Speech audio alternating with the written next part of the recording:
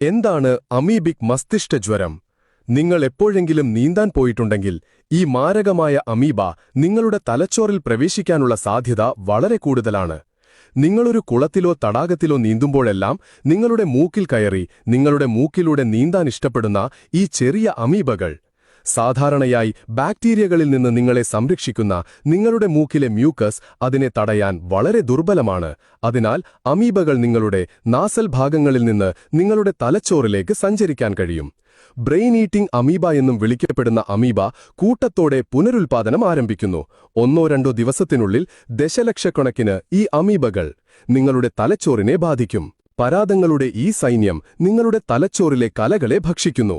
കാലക്രമേണ നിങ്ങളുടെ തലച്ചോറ് വീർക്കുകയും വളരെ വലുതായിത്തീരുകയും ചെയ്യും. ഇത് നിങ്ങളുടെ തലച്ചോറിനുള്ളിൽ സ്ലിമി പഴുപ്പ് രൂപപ്പെടാനിടയാക്കും. ഈ ഘട്ടത്തിൽ നിങ്ങൾക്ക് ജീവിക്കാൻ ഒരാഴ്ച മാത്രമേ ശേഷിക്കുന്നുള്ളൂ.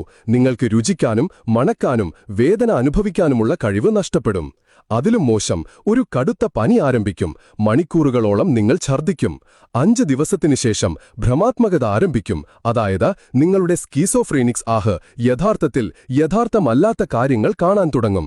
നിങ്ങളുടെ ശരീരത്തിനും തലയ്ക്കുമേലുള്ള നിയന്ത്രണം പൂർണ്ണമായും നഷ്ടപ്പെടും. നിങ്ങളുടെ വേദനാജനകമായ മരണം ഉടൻ തന്നെ സംഭവിക്കും. അതുകൊണ്ട് നിങ്ങൾ ഓർക്കുക, വൃത്തിഹീനമായ നദീതടങ്ങളിൽ, സ്വിമ്മിംഗ് പൂളുകളിൽ നിങ്ങൾ കഴിവതും ഇറങ്ങാതിരിക്കുക. കഴിവതും നമ്മുടെ കുട്ടികളെ ഇറക്കാതിരിക്കുക. കൂടുതൽ വീഡിയോസിനായി ഡോക്ടർ അപ്പുക്കുട്ടനെ ഫോളോ ചെയ്യുക.